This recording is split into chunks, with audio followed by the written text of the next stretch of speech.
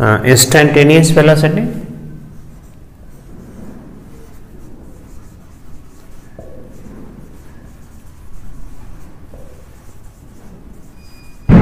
Instantaneous velocity.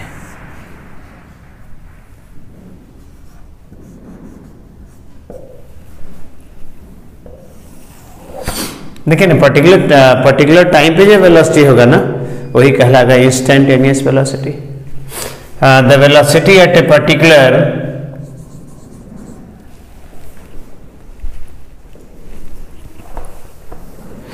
the velocity at a particular instant, the velocity at a particular instant of the velocity at a particular instant of time, the velocity at a particular instant of time is called instantaneous velocity, is called instantaneous velocity।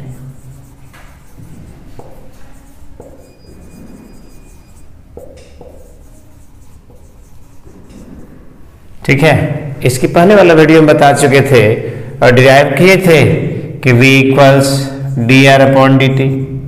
We क्या था? Instantaneous velocity, मतलब position vector को time के respect में differentiate कीजिएगा, instantaneous velocity मिलेगा। अब in general vector का 3 कंपोनेंट, इसको लिखिए, V x I cap, we Y J cap, V Z के कैप। ठीक है, equals D upon D T. अब पोजीशन वेक्टर में आर को कैसे लिखते हैं आप 3 डायमेंशन में? X I plus Y J plus Z K. अब इसको डिफरेंशिएट कर दीजिए, देखिए तो D X upon D T into Y cap plus D Y upon D T into J cap plus D Z upon D T into k cap. ठीक है, और यहाँ से और v x I cap, we Y J cap और v Z के cap. देखिए तो यहाँ पर आई के कोफिशिएंट ई वाला है, यहाँ पर आई के कोफिशिएंट ई वाला है, यहाँ पर देखिए ना जी का कोफिशिएंट ई वाला है, यहाँ पर जी का coefficient d Y upon D t है। यहाँ देखिए ना के का कोफिशिएंट वी जेड है, यहाँ के का coefficient D Z upon D t है। यानी क्या कीजिए कि दोनों तरफ आई जे और के का कोफिशिएंट इक्वेट करा दीजिए। Equating the coefficients of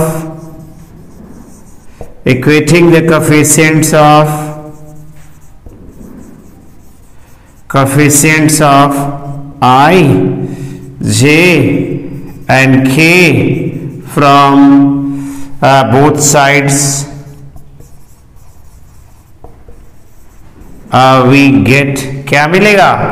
यहाँ कितना Vx अपॉन ए Vx इसको कितना dx अपॉन dt। देख लीजिए यहाँ i का कोफिशिएंट vx, यहाँ i का coefficient dx upon dt, vy कितना, g का कोफिशिएंट vy, ये dy अपॉन dt।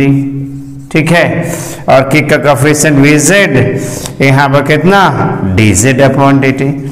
याद रखिएगा कि जब x कोऑर्डिनेट को टाइम के रेस्पेक्ट में एक बार डिफरेंशिएट कीजिएगा वेलोसिटी का x कंपोनेंट मतलब x एक्सिस के डायरेक्शन में, y कोऑर्डिनेट को टाइम के रेस्पेक्ट में एक बार डिफरेंशिएट कीजिएगा वेलोसिटी का y कंपोनेंट मतलब y direction velocity.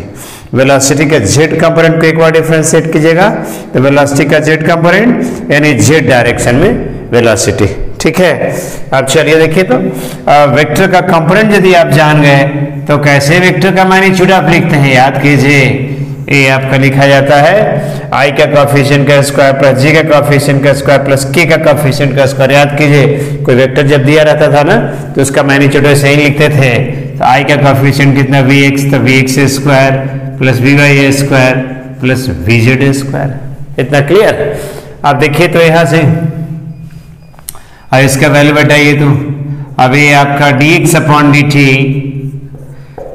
Plus dy upon dt का होल स्क्वायर और प्लस dz अपॉन dt का होल स्क्वायर। इतना सही है? चलिए आगे। हाँ, इतना ठीक है। अब देखिए ना, जरा से आते हैं हम इंस्टेंटेनियस स्पीड पर। इंस्टेंटेनियस स्पीड पर आते हैं। हाँ देखिए ना, पर्टिकुलर टाइम पे जो स्पीड हो देगा ना वो कहलाता है instantaneous speed. The speed at, देखिए ना, फिर से बोल रहा हूं, पर्टिकुलर टाइम पे जो स्पीड देगा ना वो कहलाएगा इंस्टेंटेनियस स्पीड। और ये वेलोसिटी का जो मैग्नीट्यूड होगा ना, ये जो वेलोसिटी है इसका मैग्नीट्यूड ही देगा आपको इंस्टेंटेनियस स्पीड देगा। तो इसको लिखना तो लिखिए ना, the magnitude of instantaneous velocity, the magnitude of instantaneous velocity gives instantaneous speed,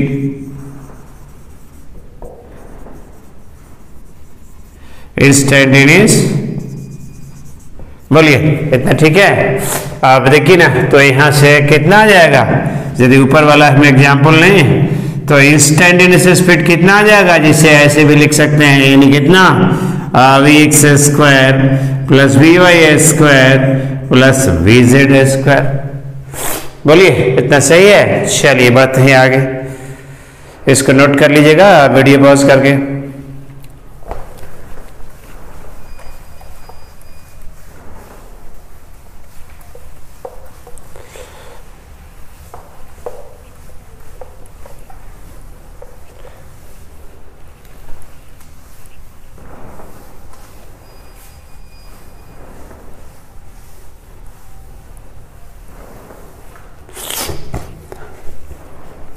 हाँ देखिए, मैं एग्जाम्पल एक दे रहा हूं इसका।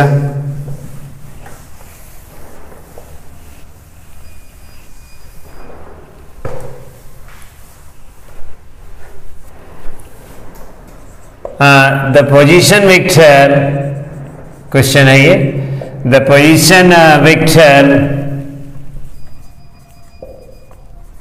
Of a moving particle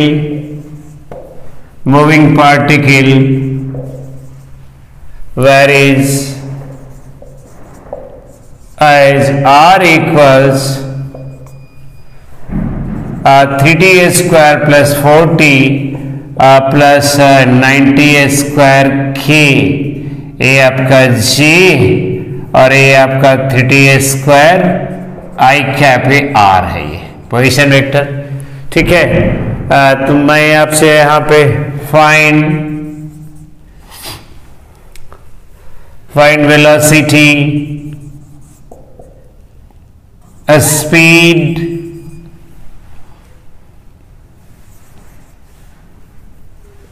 at time t and t equals 1 second।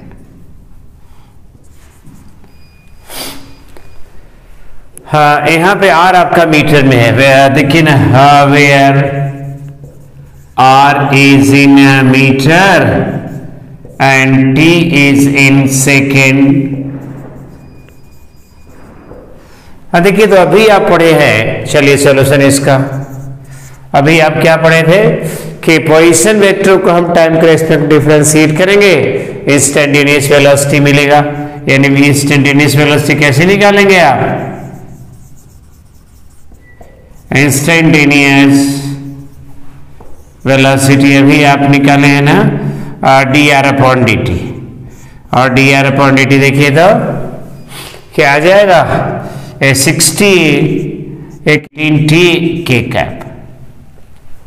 ठीक है, ये आपका आ गया वेलोसिटी एट टाइम t जो कि निकालना था, t equals 1 second, dr upon dt कितना, dr अपॉन dt यानी v, ये कितना आ जाएगा, 6i कैप 4j कैप और 18k कैप। ठीक है, तो ये आपका आ गया ये वेलोसिटी एट टाइम t और velocity at t equals 1 second. अब देखिए, तो अब इंस्टेंटेनियस वेलोसिटी का मैग्नीट्यूड क्या देगा, वो इंस्टेंटेनियस स्पीड देगा। तो यहां से आप निकालिए ना, टाइम t पे कितना आ जाएगा, 60 का स्क्वायर प्लस 4 का स्क्वायर प्लस 18t का स्क्वायर। ठीक है, ये आपको आ गया इंस्टेंटेनियस स्पीड आ गया। अब आपको t इक्वल्स 1 सेकंड पे निकालना है ना, तो t इक्वल्स 1 सेकंड पे कितना आ जाएगा इंस्टेंटेनियस स्पीड, देख लीजिए ना, ये आपका आ जाएगा, ये नोटेशन या नोटेशन, तो कितना 1 बैठाइए, तो 1 बैठेगा तो 6 × 6 यानी 36, अब 4 का स्क्वायर कितना 16, और ये कितना आ जाएगा 18 का स्क्वायर। ठीक है, अपना निकाल लीजिएगा। तो ये आपका मीटर पर सेकेंड, और ये भी आपका, चलिए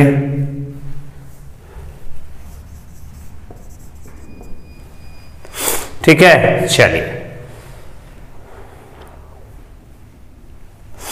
एक और क्वेश्चन आप देख लीजिए कि देखिए ना, the position of a moving particle,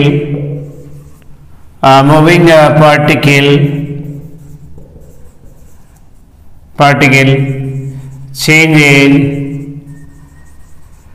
with time as x equals 2 cos t, y equals 2 sin t। ठीक है, find velocity and speed, find velocity and speed at time t। ठीक है, अब देखिए ना वेलोसिटी निकालना है आपका, देख लीजिए यहां पर सिर्फ एक्स और वाई कोऑर्डिनेट बदल रहा है, इसका मतलब कि देखिए ना मोशन आपका एक्स वाई प्लेन में हो रहा है, अब मोशन एक्स वाई प्लेन में हो रहा है, यानी ये 2 डायमेंशनल मोशन है आपका। अब देखिए तो यहां से Vx से कैसे आप निकाले थे dx/dt, अभी कुछ देर पहले बनाए थे हम, तो dx/dt कितना आ जाएगा -2 sin t ना। Vy कैसे निकाले थे हम dy/dt ना, तो ये कितना आ जाएगा 2 cos t, vector Vx i cap Vy j cap. ठीक है, यानी -2 sin t into I cap plus 2 cos t into J cap. ठीक है, तो ये आपका आ गया वेलोसिटी एट टाइम t।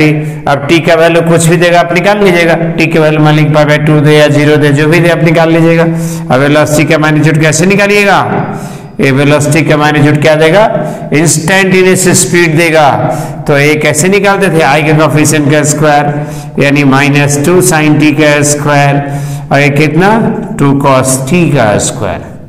ठीक है, तो आप देखिए तो कितना आ जाएगा, ये आपका आ जाएगा 4 और sin square t cos square t, ये कितना 1 ना, यानी 2 मीटर पर second.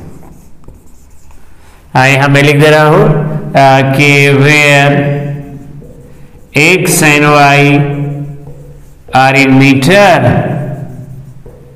and t is in second meters। ठीक है, चलिए वीडियो पॉज करके इसका आप लिख लीजिएगा। चलिए मैं बढ़ रहा हूं आगे।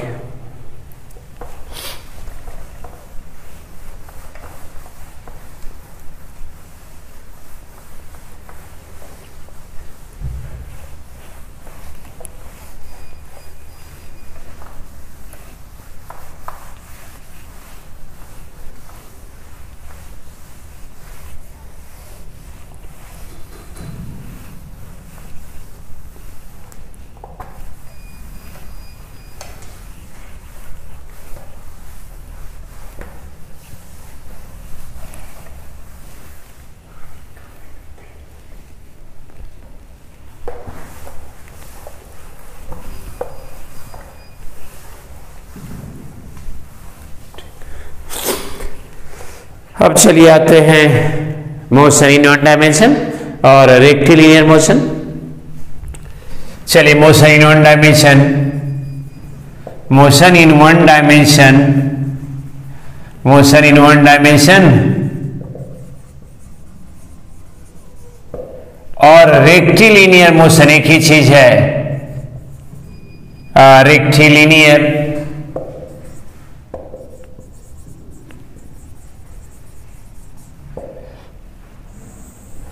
देख रहे हैं स्ट्रेट लाइन के लॉन्ग मोशन होगा ना, वो आपका वन डायमेंशनल मोशन कहलाएगा, या रेक्टिलिनियर मोशन कहलाएगा।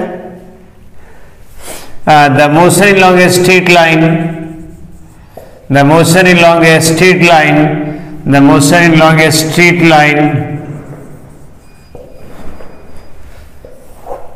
the motion along a straight line is called rectilinear motion. Rectilinear motion means one dimensional motion. अब देखिए यहाँ डिफाइन का, अब हम यहाँ डिफाइन करते हैं बारी बारी से। कांस्टेंट वेलोसिटी क्या होता है, वेरिएबल वेलोसिटी क्या होता है, पता लग जाता है, यहाँ पता लग जाएगा। तो कांस्टेंट और यूनिफॉर्म वेलोसिटी, अब कांस्टेंट और यूनिफॉर्म वेलोसिटी वन डायमेंशन में क्या होता है। हाँ देखिए, तो ये आपका एक्स एक्सिस है, स्ट्रेट लाइन हम ले रहे हैं, एक्स एक्सिस है ये। वाई एक्सिस भी ले सकते, कोई फर्क नहीं पड़ता है। हाँ देखिए ना, ये मेरा ओरिजिन, ये आपका origin. A T equals 0 second आप लीजिए, तो T equals 1 second, T equals 2 second, T equals 3 second. देखिए ना, कोई एग्जाम्पल आप ले लीजिए, एग्जाम्पल जैसे हम ले रहे हैं ऐसे ले रहे हैं, टाइम के साथ वेरिएशन ऐसे ले रहे हैं। x equals 3 + 2t।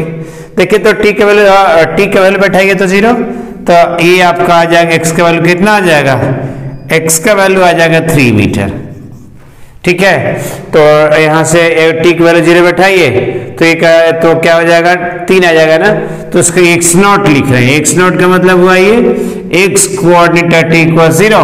ठीक है, अब चलिए t इक्वल 1 बैठाइए तो कितना आ जाएगा, x का वैल्यू आ जाएगा ये 5 मीटर आ जाएगा।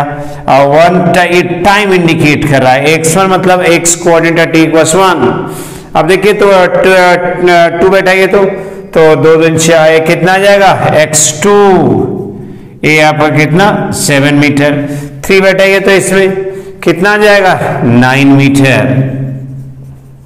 x3 समझे, x3 मतलब x coordinate t equal 3 second, x coordinate 2 second, x coordinate t equal 1 second, x coordinate t equal 0 second. देखिए तो ये 1 सेकेंड में यहाँ से, देखिए तो यहाँ से 1 सेकेंड में यहाँ से यहाँ आया और कितना डिस्प्लेसमेंट हुआ ही ना, तो ये 5 - 3 यानी 1 सेकेंड में डिस्प्लेसमेंट हुआ 2 metre.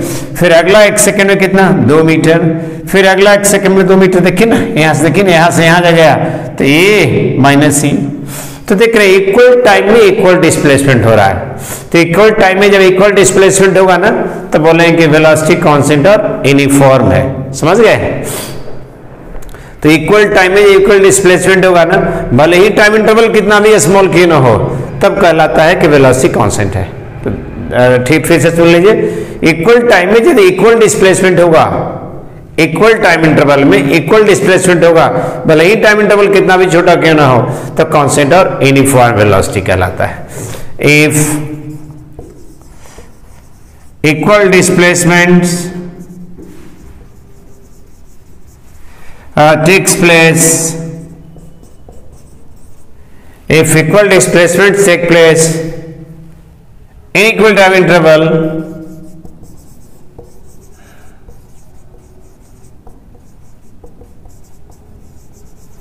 in equal displacement takes place in equal time interval, then particle is called in motion with constant or uniform velocity। बोलिए, ठीक है। तो देखिए इसके जगह पे दूसरा रिलेशन भी ले सकते हैं, 9 + 3t ले लीजिए, 13 + 5t ले लीजिए, जो आपको लेना ले लीजिए आप। ठीक है, अब देखिए तो यहां से पोजीशन टाइम रिलेशन कैसा रहेगा, पोजीशन टाइम रिलेशन। हाँ देखिए तो यहां से x इक्वल्स कितना 3 + 2t ना, तो अब देख लीजिए यहां से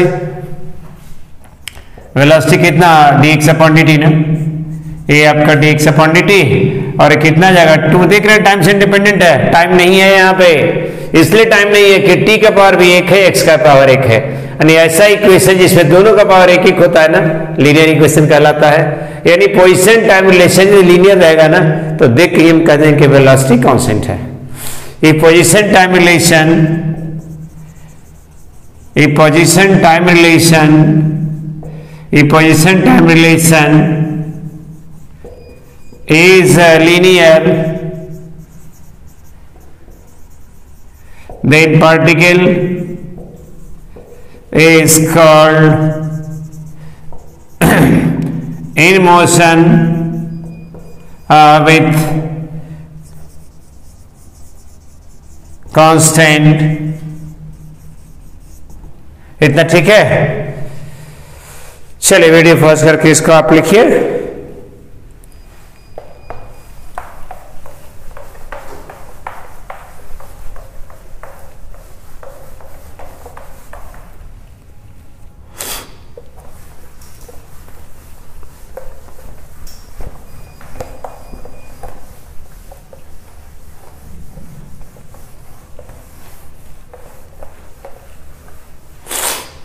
अब देखिए ना, ये पोजीशन टाइम ग्राफ कैसा रहेगा।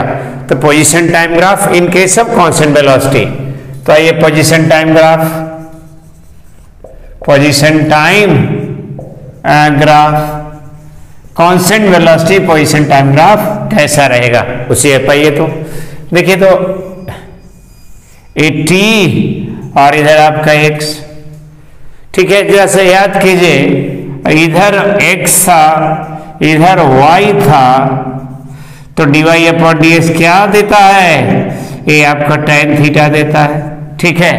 यानी ये वाला वर्टिकल एक्सिस, ये वाला हॉरिजॉन्टल एक्सिस, यानी ये वर्टिकल एक्सिस यानी dx अपॉन dt क्या देगा? ये हॉरिजॉन्टल एक्सिस, और dx अपॉन dt अभी आप पढ़े हैं vx ना, और यहां से कितना? tan theta. तो इसी पता लग रहा है पोजीशन टाइम, और ये क्या कहलाता है? ये स्लोप कहलाता है, ठीक है। तो पोजीशन टाइम ग्राफ का जो स्लोप देगा ना, वो क्या देगा? Instantaneous velocity. देख लीजिए स्लोप है ये स्लोप देता है, और ये आप पढ़े dx अपॉन dt vx, ठीक है। तो देखिए यहां से क्लियर है कि पोजीशन टाइम ग्राफ का स्लोप देगा ना, वो इंस्टेंटेनियस वेलोसिटी देगा। या फिर क्या लिखे थे आप? x इक्वल्स 3 + 2t ना। तो देखिए, तो टाइम एक्सिस पे देखिए ना x0, सॉरी टाइम एक्सिस पे x0, तो t का वैल्यू कितना? -3/2। चलिए -3/2 इधर आपका आ गया। और x एक्सिस पे टाइम 0, x का वैल्यू कितना? t0 बैठाइए, यहाँ पे t0 बैठाइएगा तो x का वैल्यू कितना आ जाएगा? 3 आ जाएगा। कहीं यहाँ पे हम मान लीजिए ये आपका 0 3 और आपका 3/2 0। अब देखिए यही आपका आ गया पोजीशन टाइम ग्राफ। अब हम जानते हैं कि टाइम इंटरवल निगेटिव नहीं होता है, इससे ग्राफ का पार्टिकल आप काट लीजिए, ठीक है। एंड रिक्वायर्ड ग्राफ ये हुआ। अब देखिए, तो यहां से तो जब भी position time graph straight line आएगा ना, तो वेलोसिटी हम कांस्टेंट कहेंगे, क्योंकि देखिए ना, क्योंकि पोजीशन टाइम ग्राफ का पोजीशन टाइम ग्राफ का स्लोप देता है ना, वो इंस्टेंटेनियस वेलोसिटी देता है, और स्ट्रेट लाइन का स्लोप कांस्टेंट होता है, मतलब वेलोसिटी कांस्टेंट, मतलब स्ट्रेट लाइन तो वेलोसिटी कांस्टेंट। पहला चीज तो मैं डिनोट कर रहा हूं कि the slope of position time graph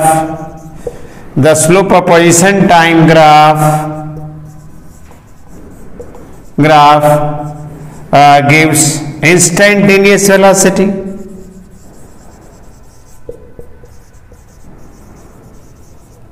बोलिए, ठीक है। चलिए, यानी पोजीशन टाइम ग्राफ का स्लोप देगा, इंस्टेंटेनियस वेलोसिटी देगा।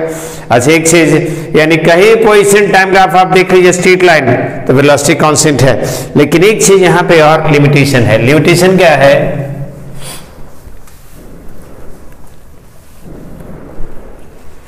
कि देखिए ना, लिमिटेशन क्या है यहां पर, कि जैसे कि देखिए ना, ये t और ये x, ये भी तो आपका स्ट्रेट लाइन है, तो क्या है पोजीशन टाइम ग्राफ किसी पार्टिकल का हो सकता है? नहीं हो सकता, इसलिए कि एंगल कितना है? 90 है। और vx equals dx upon dt, और ये तो आपका कितना आ जाएगा? ये इन्फिनिटी tan 90, ये तो इन्फिनिटी। लेकिन हम जानते हैं किसी भी मटेरियल पार्टिकल का स्पीड ऑफ लाइट के बराबर भी नहीं हो सकता। पहला चीज चल देख, मैं लिख दे रहा हूं कि no material particle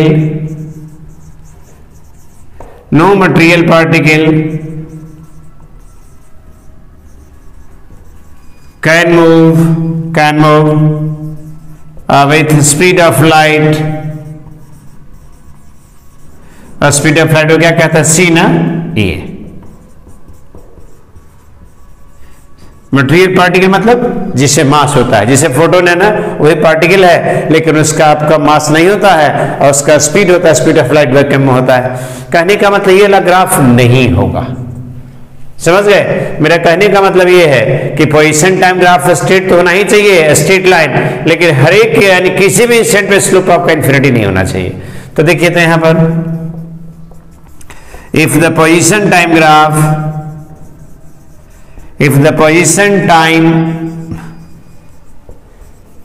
graph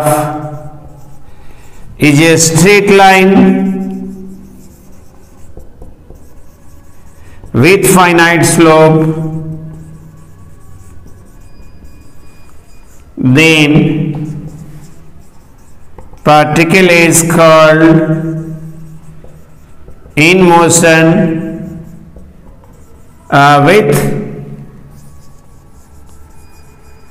constant velocity।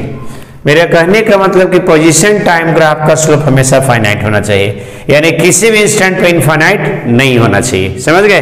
कहने का मतलब देखिए ना, जैसे ये t है और ये आपका x है, तो किसी पार्टिकल ग्राफ देखिए ना ऐसे भी नहीं हो सकता, कि देखिए ना यहाँ पर ये स्लोप इनफाइनाइट, यानी ये ग्राफ भी पॉसिबल नहीं है, क्योंकि देखिए इस इंस्टेंट पे स्लोप इनफाइनाइट आ जा रहा है, समझ गए? तो किसी भी इंस्टेंट पे पोजीशन टाइम ग्राफ का स्लोप इनफाइनाइट नहीं होना चाहिए। अब देखिए ना वेरिएबल वेलोसिटी पे आते हैं, वन डायमेंशन में वेरिएबल वेलोसिटी। तो चलिए स्ट्रेट लाइन लीजिए, इसको हम एक्स एक्सिस कर रहे हैं। देखिए इस बार एग्जाम्पल ले रहे हैं, देखिए हम ले रहे हैं 3 + 2t² का, ये है आपका ओरिजिन। देखिए तो ए t = 0, ए t = 1, ए t = 2, ए t = 3। देखिए तो t = 0 लिए तो एक्स कोऑर्डिनेट कितना आ जाएगा? 3 मीटर। t = 1 पे कितना आ जाएगा? 5 मीटर। t = 2 पे x2, तो 2 बैठे ही कहते कितना आ जाएगा? 11 आ जाएगा। चलो t = 3 बैठाइए 21 आ जाएगा ना, 9 दूनी 18, 21।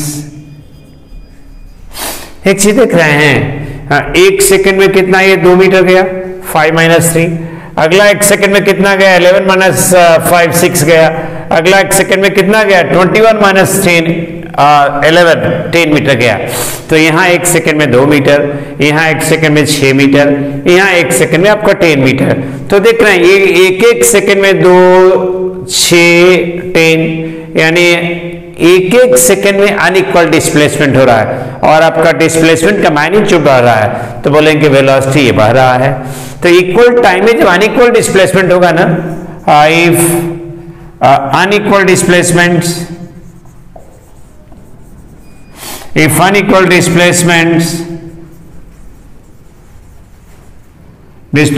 takes place, if unequal displacement takes place in equal time interval, if unequal displacement take place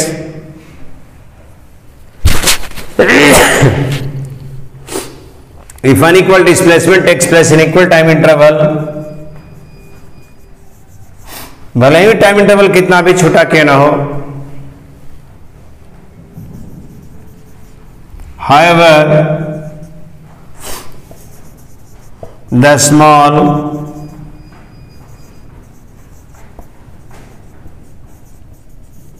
time interval may be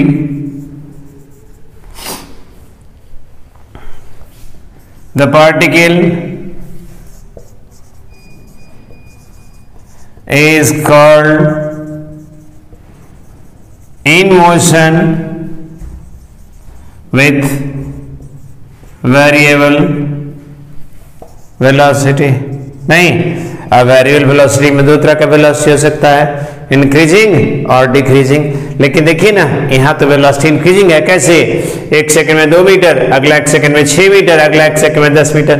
तो यहाँ तो वेलोसिटी का मैग्नीट्यूड बढ़ रहा है ना, क्योंकि देखिए ना, 1-1 सेकंड में यहाँ 2 मीटर, यहाँ 6 मीटर, यहाँ 10 मीटर। तो 1-1 सेकंड में आपका डिस्प्लेसमेंट का मैग्नीट्यूड बढ़ रहा है। ठीक है, तो अब चलिए देखिए, तो यहाँ से पोजीशन टाइम रिलेशन कैसा रहेगा? Position time relation, position time relation देखिए तो कितना आएगा? अभी आप लिए थे 3 + 2t² ना।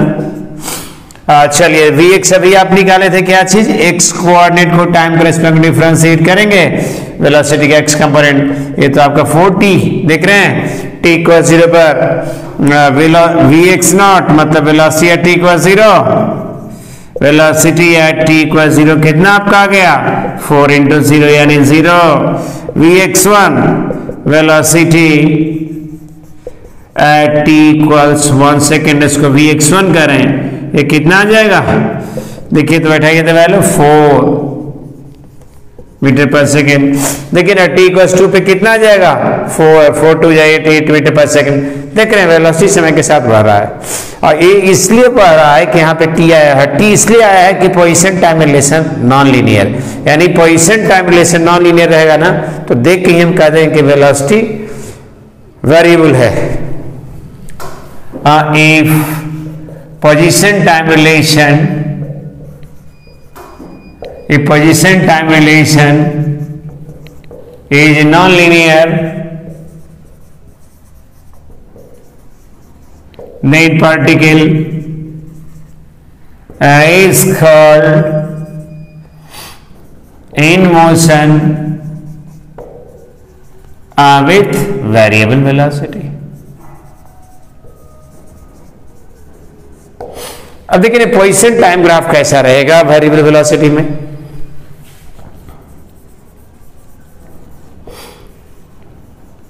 Position time graph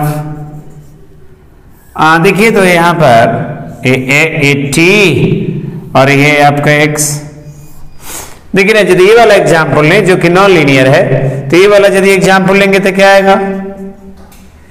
3 + 2t² parabola, और पैराबोला का मुंह खुलेगा ऊपर, t = 0 पे x3, यानी पैराबोला का मुंह खुलेगा ऐसे ऊपर जाएगा। कहने का मतलब कि ये स्क्वायर लिए हैं तो आपका पैराबोला आ रहा है। कहने का मतलब नॉन लीनियर रहेगा ना। लीनियर यदि देखिए ना, पोजीशन टाइम ग्राफ यदि स्ट्रेट लाइन तो वेलोसिटी कांस्टेंट, और पोजीशन टाइम ग्राफ यदि स्ट्रेट लाइन नहीं है तो वेलोसिटी वेरिएबल होगा, याद रखिएगा। तो देखिए ना, if position time graph, a position time graph is not a straight line,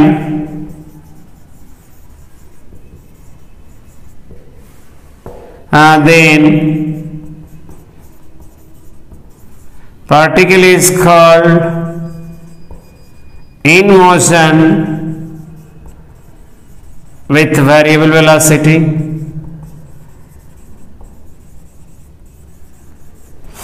देखिए अभी आप पढ़े थे Vx = कितना? tan थीटा ना, dy/dr। देखिए ना, dx/dt कितना था? Vx और tan थीटा। अब देखिए तो अलग अलग इंस्टेंट पे टाइम, ज्यादा अलग अलग इंस्टेंट पे टाइम जब टेंजेंट खींचिए तो यहाँ पर टेंजेंट खींचे तो एंगल आपका वाला आ जाएगा। यदि यहाँ पे टेंजेंट खींचिएगा तो एंगल आपका वाला आ जाएगा। तो देख रहे समय के साथ थीटा देखिए बढ़ रहा है। देखिए समय के साथ थीटा, यहाँ पर थीटा ये है, यहाँ पर थीटा आया है, तो समय के साथ जो हम टेंजेंट खींच रहे हैं वो एंगल ज्यादा बना रहा है, और यानी समय के साथ थीटा बढ़ेगा यानी वेलोसिटी बढ़ेगा। ठीक है, तो यहाँ से क्लियर है, थीटा बढ़ने से tan थीटा बढ़ता है यानी वेलोसिटी बढ़ता है। 10 velocity is increasing with time. Clear? चलिए आगे आते हैं, इसको नोट कर लीजिए। अब देखिए ना, वेलोसिटी कांस्टेंट का एग्जांपल हम ले लिए, वेलोसिटी इंक्रीजिंग का एग्जांपल ले लिए,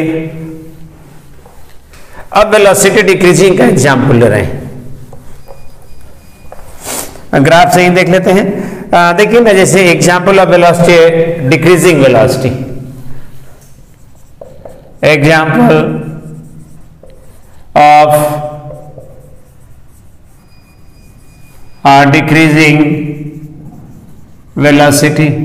देखिए ना, अभी हम ऐसा रिलेशन अपने मन से ले रहे हैं, जैसे देखिए ना x इक्वल्स √t, ये वाला रिलेशन आप खींचिएगा तो इसका ग्राफ वही होगा। देखिए ना, इसका ग्राफ वही होगा जब y इक्वल्स √x का होगा, और इसका ग्राफ जो आपका आएगा देख लीजिए तो ये t और ये x, ये पैराबोला ऐसे आ जाएगा, ठीक है। और यहाँ पे टेंजेंट आप खींचिए ना, यहाँ पे टेंजेंट खींचिएगा, उसका स्लोप ई वाला,